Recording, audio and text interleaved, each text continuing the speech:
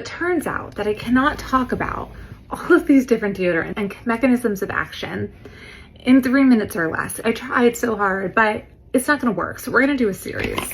And this part is part one. First of all, if you don't understand sweat, you're not gonna understand deodorant. Sweat in and of itself does not smell. Generally speaking, sweat, even the oily sweat that comes from like armpits, groins, that does not contain much of an odor. It's the bacteria that lives on the skin that then consumes and metabolizes the sweat, which creates an odor. Our sweat contains proteins, it contains fatty acids, it contains sulfur-containing compounds, and when those organisms consume those and metabolize those, that's when we get smelly. Sweat alone is not smelly. So now that we understand sweat, we can really start to decide how we want to target this. Now, there are two main categories in which we can target this.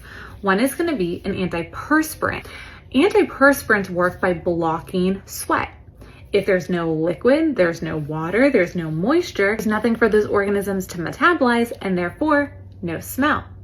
However, in the functional med world, in the holistic med world, in the traditional Chinese medicine world, we're not trying to block sweat. Sweat is a very important way that we detox. And there are studies that show you could sweat out heavy metals, you could sweat out parabens, you could sweat out mycotoxins, all linked down below. I'm not trying to block a detox pathway when we are living in such a toxic time. Doesn't make sense to me personally.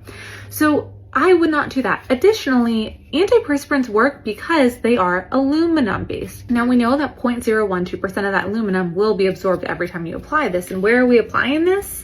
Right over a lymph. Personally, it's a no from me.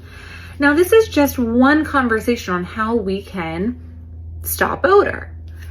Right at the source, we cut it off by eliminating the moisture. This is just one part of so many mechanisms of action. So I'm going to be posting the next video on chemical deodorants and the mechanisms of action in which these work, because these are not antiperspirant. And then we're going to be talking about natural deodorants, all the different types and all the different mechanisms of action in which these work. Because yes, you can find a natural deodorant that works.